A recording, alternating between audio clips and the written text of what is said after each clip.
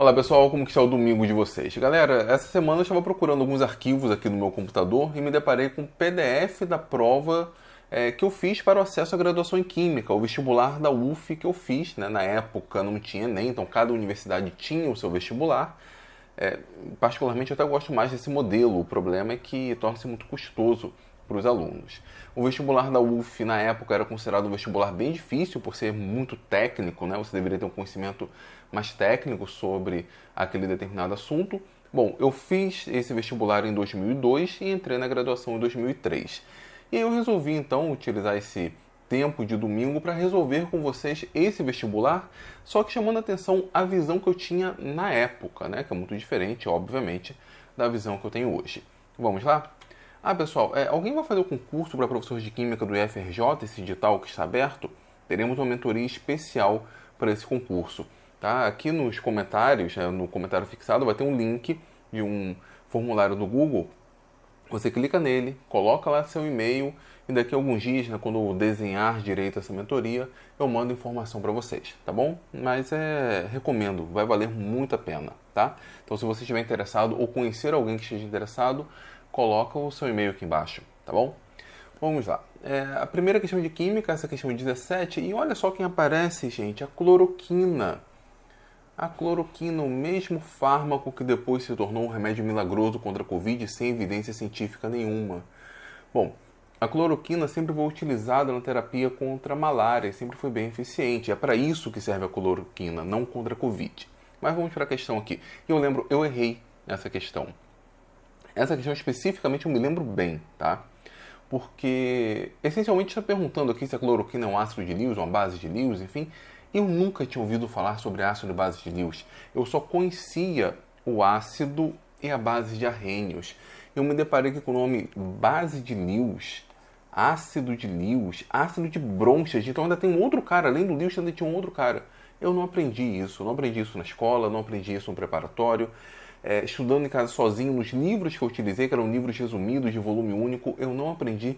Eu ouvi a primeira vez ácido de Lewis nesse momento, quando eu fiz essa prova, lá em 2002. A estrutura está bem borrada, mostra aqui a cloroquina.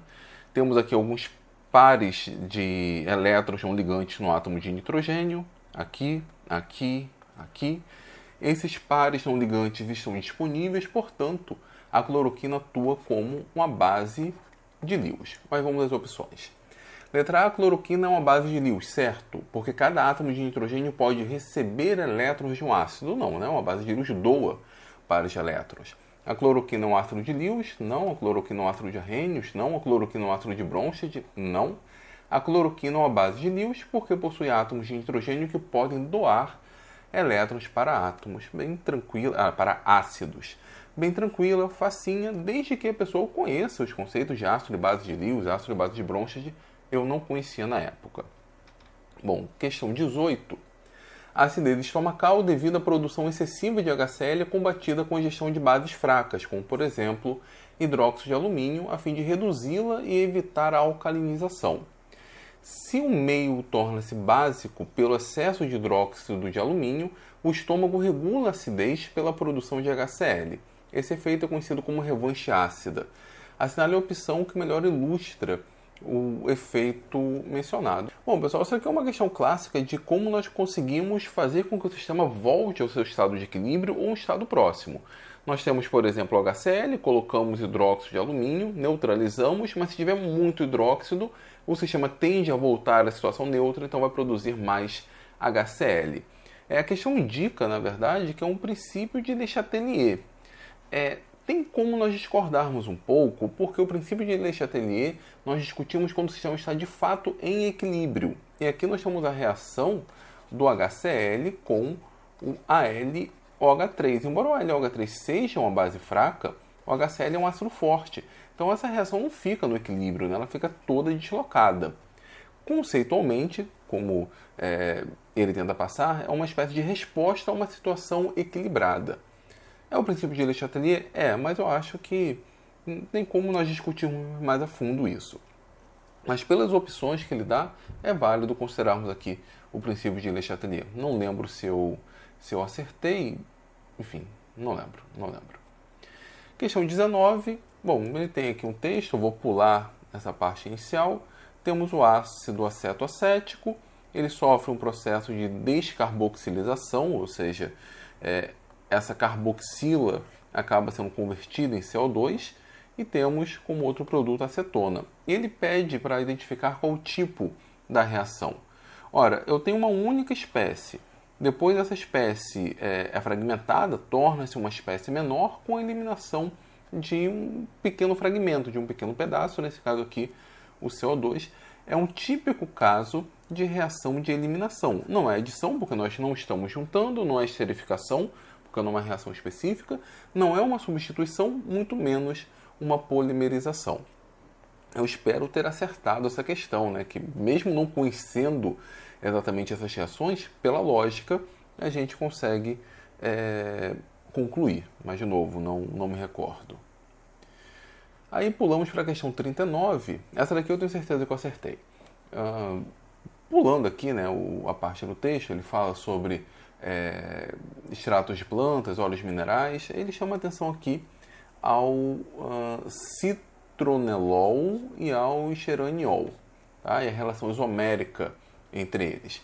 E das opções. Apenas a substância 2 pode apresentar enantiômeros. Bom, a substância 2 para apresentar enantiômeros tem que ter pelo menos ali um carbono assimétrico, um centro estereogênico, e ela não tem, né? Não existe nenhum centro estereogênico aqui. Então, item A está errado. Item B, substâncias 1 e 2 são isômeros de função. Não são isômeros de função porque eles têm a mesma função.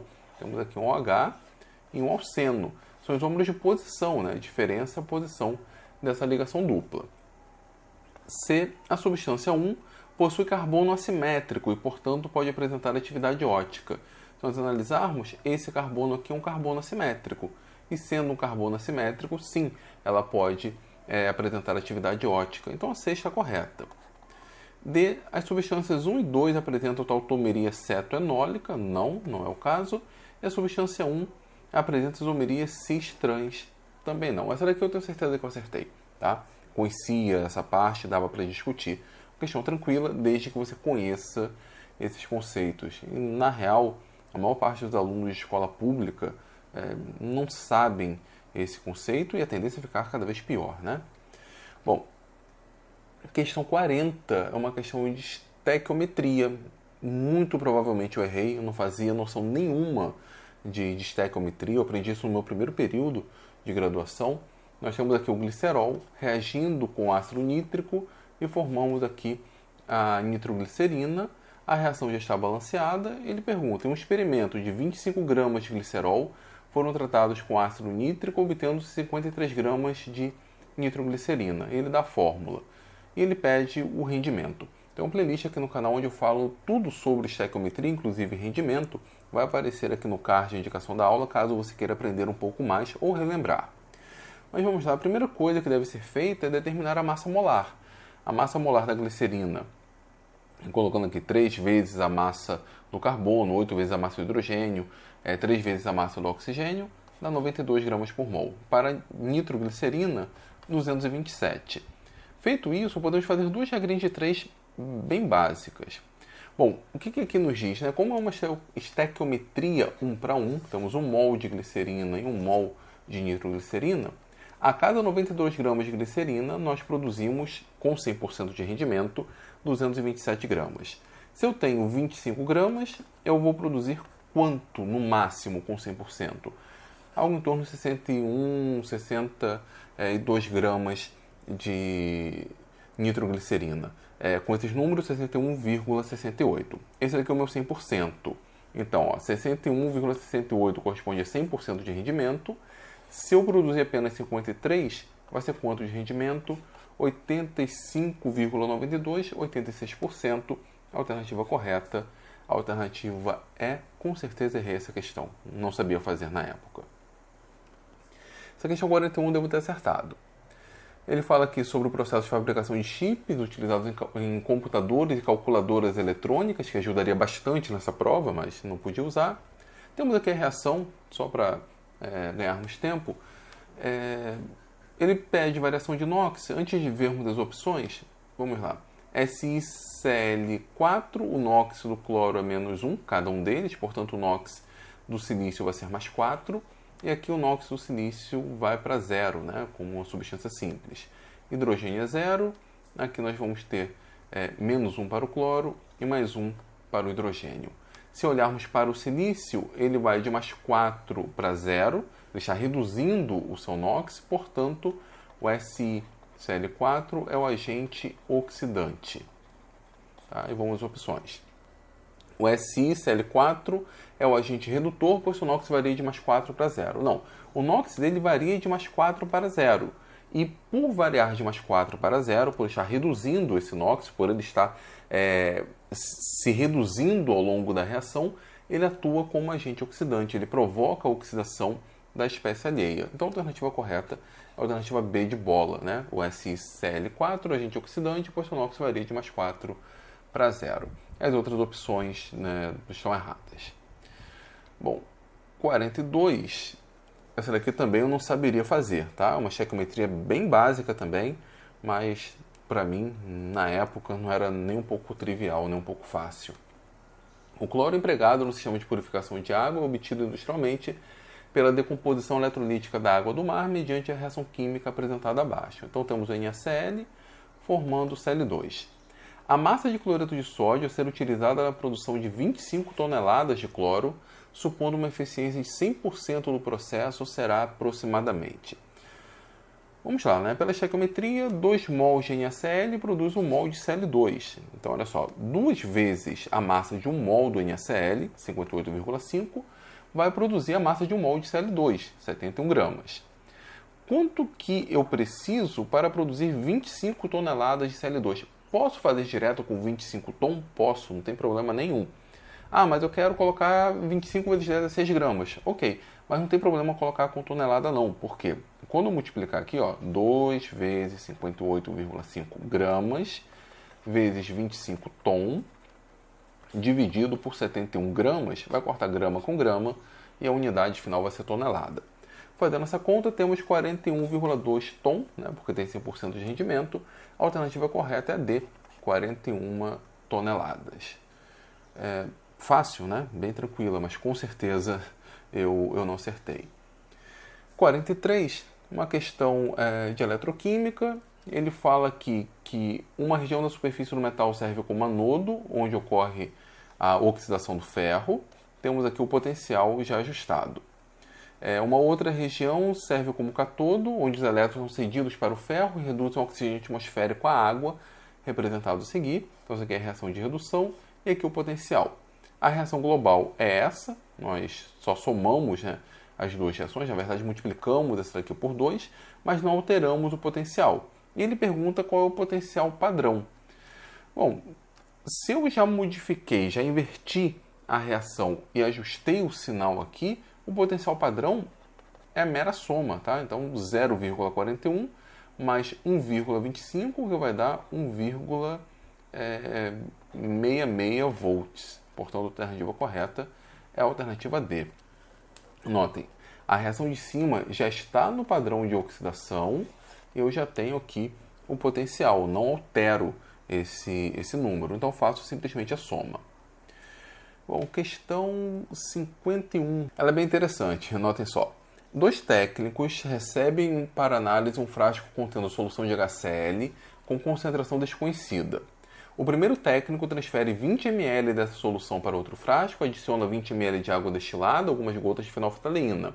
Faz então a dosagem gotejando a solução de NaOH, 0,1 mol por litro, até o aparecimento da coloração rosa permanente, ou seja, ele faz uma titulação e com isso determina a concentração dessa solução de HCl.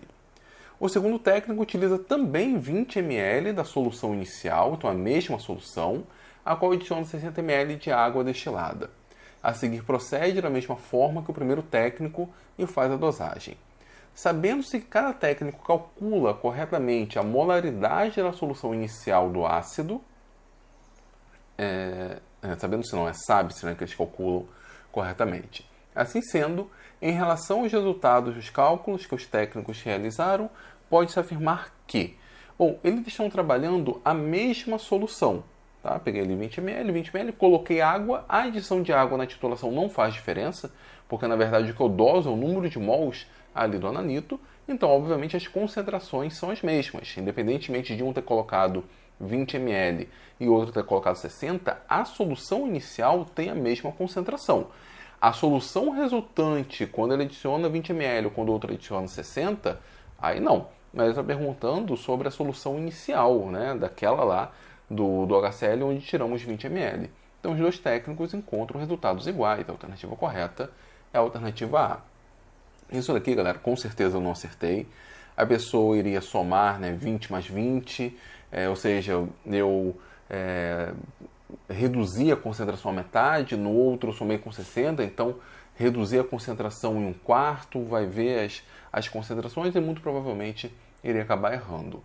Lembrando, né, uma titulação, e uma titulação, a adição de água não interfere. Óbvio, só descobri isso quando eu estava fazendo Química Analítica 2. Na época eu não fazia a mínima ideia. Bom, a questão 52, que é a última, muito provavelmente eu acertei também. Tem um trecho aqui. Nas anotações estava escrito um pormenor que à primeira vista me escapara, ou seja, que o zinco, tão terno, delicado e dócil diante dos ácidos que o corroem imediatamente, comporta-se, porém, diferente quando é muito puro. Então resiste obstinadamente a um trecho do Primo Levi. Na prática, ele quer saber aqui quais são os metais que em particular não reagem com HCl, ou seja, aqueles metais nobres que não deslocam o hidrogênio. A prova dava a fila de reatividade dos metais, então eu precisaria encontrar um metal que não deslocasse o hidrogênio, um metal que fosse menos reativo, ficasse nessa parte aqui. Então vamos lá. O ferro reage com HCl, hoje nós sabemos, né, quem já fez graduação em Química sabe, eu deveria saber que o ferro vai reagir ali com HCl, então não poderia ser. O níquel também reage, na verdade, o único conjunto aqui de metais nobres é o ouro, a prata e a platina, né? Aparece aqui ouro, prata e platina. A alternativa correta é a alternativa B. Pessoal, se eu não me engano, das 10 questões eu acertei apenas 3. Tá? Então eu acertei essa daqui, devo ter acertado aquela de variação de Knox e devo ter acertado a de identificação do centro assimétrico. O restante eu errei. Então vejam só, eu estava prestando vestibular para Química, eram 10 questões de Química e eu acertei apenas 3 questões. 3 questões. Matemática também eu acertei apenas 3 questões. E eram essas as questões, eram essas as disciplinas que eu iria encarar na prova discursiva, na segunda fase. Inclusive, também tenho aqui, se vocês quiserem, né, deixem aqui nos comentários, eu faço um react, né, deixe os meus comentários, eu faço a resolução da prova de segunda fase que eu encarei, que eu também fui bem mais ou menos. Mas vejam, hoje eu posso até ter um certo conhecimento em Química, e convenhamos, a Universidade da Química, minha plataforma de cursos, é a mais completa que você pode encontrar aqui na internet. Só que em um determinado momento não sabia resolver nem essas questões, né? No início de carreira, quando tentei fazer graduação em Química, eu não sabia praticamente nada. E isso é muito comum, né? É muito comum entre os alunos que encaram um curso de Química. Não teve nenhum caso especial nesse respeito. Só que ao longo do tempo a gente acaba aprendendo, estuda, se esforça e o conhecimento acaba vindo ao longo do tempo. Se identificaram? Como foi o seu Enem ou o seu vestibular para entrar no curso de graduação em Química? Deixe aqui nos comentários. Inclusive você que hoje quer fazer Química, mas tem dificuldades, não se preocupe com isso. Encare. Você vai ter um curso que talvez não seja tão fácil assim, mas com disciplina, com foco, com esforço, o conhecimento vem. Tá bom, pessoal? Muito obrigado mesmo. Gostaria de agradecer aos novos membros aqui no canal. Na verdade, a Aline Gomes, a nova membro ao longo desse período. Se você quiser ajudar a Universidade da Química se tornando membro, apenas R$ 7,99 por mês. Se você quiser fazer a mentoria para o UFRJ, coloca seu nome aqui no formulário. Tá bom, pessoal? Valeu então e até o próximo vídeo.